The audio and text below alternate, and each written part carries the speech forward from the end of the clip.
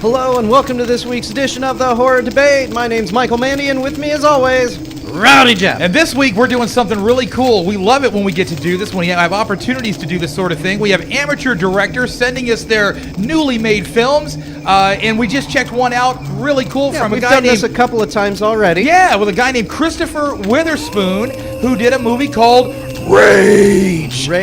Yes, and already by the title, I was pumped. I was like, I like it. And then Mike and I saw the trailer, a few months ago, right? And then Chris said, "Hey, I want you to do it," and he sent us the disc. All right, and we appreciate that. If you're listening, Mr. Witherspoon, and we're going to give you a real fair shake here. We just got finished watching the film about 2 minutes ago, and we tell people, be prepared. You might not like what we hear or what we say, but we're giving you honest, straightforward opinions. Some directors like it because you learn. And some directors write us letters saying we shouldn't quit our day jobs. Yeah. Well, but maybe but, they shouldn't quit their day jobs, and you know what I mean? You don't learn. You don't learn anything when everyone tells you everything you've done is great. Well, sometimes you know the situation we're talking about, Mike, and we actually gave that director a whole lot of props. Yeah. And we did. Sure, we had some negatives about the movie, but we pointed out positives as well. But it wasn't in a nasty way. I mean, we didn't do that, but he thought we did, so, Okay, some people can take constructive criticism and... Constructive. Yes. Dude, I've been drinking all day already. No, constructive criticism. We have no axe to grind. We don't know who you are. We know you're a fan of movies and you're trying your best. And if we see something that we think could be improved upon, we'll let you know. Absolutely. And hopefully you can learn from it. As huge fans of this genre, we've literally, and I mean literally, seen it all. And we've seen it all, from the lowest of the low to the highest of the high and everything in between. And of course, everything's based on a matter of opinion. But we don't lie. No, we give you the straight shot. Well, right? we tell you what we feel, and opinions are everybody's got one. Yep, that's right. But but I am pleased to say that this film, Rage, I was impressed. Wow, I was holy moly! I was pumped, impressed, and at the end, I just had a few small, like little weird complaints about it, and the whole movie had me going. Yeah, this movie did not look, feel, sound like a first-time director. Not at all. No, I mean We were pointing out shots in the movie. Like some of the street shots he was doing. Ooh, that one took a lot of time to set up, I bet. Stuff like that. That was really cool. So we appreciated that. Even the little things, like I said, you read our bio, some of us went to film school and took film classes and stuff. Like just a simple thing that most people would gloss over, I tend to notice. Like, for example, the guy's backing his car out of the driveway and driving down the street. Most people won't pay attention, but I'm like, ooh, he's got the camera up 10 feet up in the air. He's moving left, and then he's rising as the car's driving. But that's a cool move. But some of us crap on that. It doesn't matter if you went to film school. It's all about running on what you see, being a fan, being emotion. But just what I mean we is see most it from people two won't different notice angles. Yeah, most people won't pay That's what I'm attention talking to about. That detail. That's what I'm talking about. Well, I do, and I didn't go to film school. I see all these details. I see things you don't see. You see things I don't see. That's right. That's the beauty of this. That's right. Everybody sees things differently and comes at something from a different direction. So what I saw in this was a ton of really good potential, man. I mean, this was a good film. Yeah. And the tension was good. Even the blood and everything, as far as the way music, it looked. The music was very realistic. Although I have to call foul on the drink dude was drinking. He was supposed to be having a double scotch. He looked like he was putting down some like absinthe or something. That looked like coffee. It was like dark. I mean, never want dark tea. I don't know, man. That might have been something, my only gripe about well, first of all, let's talk about the plot. What's the plot? Go ahead, Mikey. Okay, the plot is Kenny Loggins is driving down the street. Right. Into the danger zone. Yeah. No, actually, it was Carrie Elwes. Yeah, Carrie Elwes. With a beard, with a Kenny Loggins beard. And Ryan Reynolds made it, and this guy popped out, right? Yeah, I mean, he looks just like him. Yeah, Rick Crawford's the man's name. Okay, so anyways, well, we're just teasing, but anyway, he did a good job. Yeah, he did a good job. I could tell 5 minutes in the guy was going to be fairly believable. Yeah, the guy was really cool. Yeah, some of the lines that it wasn't like a lot of first-time actors say lines that when you write them down, they sound natural, but when you actually say them, they don't sound natural. He made everything sound cool. He was a little corny. A couple of lines I cringed at a little bit, and it was just the delivery of the lines. It sounded like it was out of place within the context of the movie. But he did a very good job 98% of the way. My main thing was, I didn't...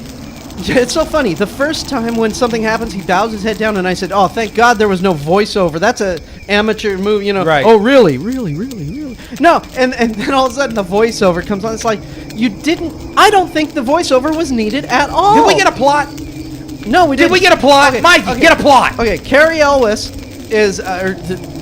Stop. Rick Crawford. That was my joke. Rick Crawford's character steals a parking spot. And you stole my joke, so we're even. Okay. All right, good. And this motorcycle guy all in black is like, hey, but he doesn't say nothing. He just holds his hands up like, hey, dude, WTF, man. You know, in my spot. WTF, LOL? Yeah, so, well, I'm trying to be nice here. Oh, okay. So, anyways, Rick just is like, dude, sorry, you know, snooze, lose, and he walks off to his luncheon date. And then, all of a sudden, this motorcycle No, he guy, had more attitude than that, Mikey.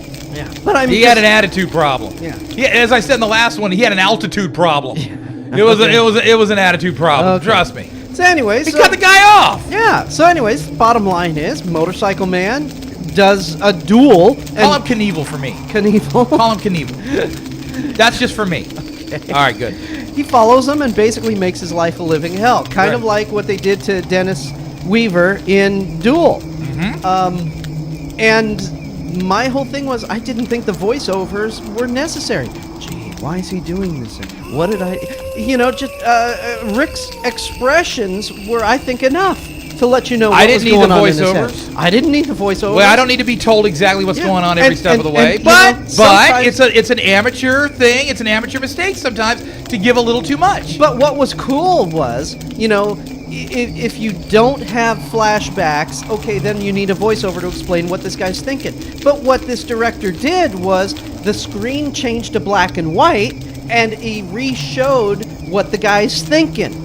And then it blurs back into color to bring you back in the present tense. And I thought that was a cool way of bringing in a flashback. But he remembers things in doggy vision. Yeah, black and white. And then he just, you know, as he goes back to his present, it goes back to color. But you see, so then when he does that... at that. Yeah, but then so when he does that, and then he nods his head like, oh, I understand now. So like you did in the last movie. Yeah. But so that's what I'm getting at is the flashbacks... You didn't need the voiceover anymore. The flashback showed you. Was that a flash sideways, Mike, that we saw at the beginning of the movie? It wasn't a flash sideways? That was another movie we did where it wasn't a flash forward, it was a flash sideways. Yeah, well, that's because, you know where I got that line? Yeah, Funny Farm. Funny Farm. Yeah. You didn't know that till I told you earlier. I've seen that movie. Quit fronting. Dude, I saw that. Quit fronting. Dude, you don't know Funny Farm, dude. I know Funny Farm. Okay. All right. Go ahead. You belong in the Funny Farm. Go ahead. Okay, so, anyways. What? You're out of something to say now? Yeah. I can actually speak? Oh, good. Okay. Because check this out. This movie had emotion. It had grit. It had decent enough acting. It was believable. This sort of thing can actually go down. Yeah. The chainsaw stuff was awesome. Yeah. The man derailed the chain. Yeah, that was very cool. Cutting through some peeps. Yeah. You know, I mean, not to spoil anything, but basically this is all about a parking incident. You have to keep this in mind. Keep this in perspective. And it's called Rage because it's short for Road Rage. No, it's not called Rage. It's called Rage. Yeah, okay, but you see my point. See the difference? Yeah. Okay, so what I'm saying is, you know all those movies that we reviewed recently that didn't have any of these elements? Yeah. And we gave them like 1 star and bombs and double bombs? Yeah. This had every element to make a successful movie. It set it up really well, and it paid off really well. And you know what it did? What it ended up to be? This is probably the best first movie I have ever seen of a director. Yeah. I was very impressed with it. Absolutely. And there wasn't a lot of shaky camera in it either. Oh, you and your damn shaky camera. But you only like your shaky camera in pornos, Mikey.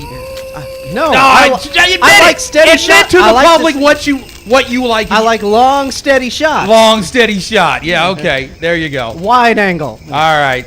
Anyways. HD. Full HD. 3D. Yeah. Don't smile at me, dude. I know what you like. Blu-ray, the whole 9. I've never seen a dirty movie in Blu-ray. Oh, it's a whole new experience, Mikey. You'll have to tell me about it. Oh, yeah. So what I'm saying is this is awesome. The only thing that I can really nitpick on is the delivery of a couple of lines by the main guy and the voiceovers. Yeah, the rest of it was spot on. The only other thing I did you crack up though when he went to the chick? He thought it was the biker dude, and she ended up to be this big old hoss chick, and she was about to throw down on dude. Oh yeah, that was until her boyfriend came over when he keyed her bike. Yeah. I mean, come on, that was funny. Oh, and didn't I say right before it happened? That ain't gonna be him. That's gonna be somebody else, and they're gonna whip his ass. Yep. You see that? The other thing is, I understand. You borrowed a page from the movie Duel. There's two characters, minor characters, just as he's waiting for his car to get fixed, who are talking about it, and talking about Steven Spielberg and all the Duel. Right. But then they keep going on and say, well, it's got Dennis Weaver in it, and it's about that was a nice little homage to what Yeah, that was pretty cool. But then it's about him chasing it. But the reason why it's a psychological, and I just thought, all that exposition really wasn't that necessary. That was cool though. That didn't bother me at all. In fact, I enjoyed that. Maybe even went a little too deep with it. Yeah, that's what I'm saying. Maybe. Hey, have you seen Rage by Spielberg? Yeah. Just like, okay, I addressed it. You see where I'm coming from? Duel by Spielberg, not Duel. Rage by Spielberg. Jeez, why did I say that? Yes. Duel. Right. Just have the two characters mentioned. Duel, a Spielberg movie. Yeah, it's about. I Dennis dug Weaver. that though. I love when they give back. I love when they yeah. they give the homage, and that's cool. Oh yeah. Like I said, this movie, it was as perfect as what I have ever seen a first-time director do. Yeah. As perfect as I've ever seen. You know what I'm going to give this, Mike? I'm going to give it 4. Yeah, this is definitely. I'm giving it 4. And you know what? Because I always quantify what I'm saying. I'm giving it 4 with a slight edge to like a 4.5, even though we don't do halves. Right. I'm telling you, this is pretty close. This is pretty close to perfect. It was good stuff. Yeah. This was taking into account that it's a first-time director. Yeah. You know what I mean? Okay. If this was a seasoned director, let's say this was a John Carpenter film. If it was a John Carpenter film, I would have given it 3 stars. Yeah. Yeah. But still very respectable. Yeah. Still very respectable. But because it's a first-time guy, we always give you points for being a first-timer. Yeah, absolutely, man. I was impressed. I'm happy. Yeah. I'm happy. I'm glad this happened like this. Yeah. Thank you, Christopher, for sending us this and letting us give you this debate. You earned it. Yeah, you earned it, dude. Yeah, I mean, it's awesome, and we definitely want to see your next film. Yeah, I'm looking forward to your next film, dude. Yeah. All right, I'm Michael Mandy. He's Rowdy Jeff. We'll talk to you next week At the Horror Debate.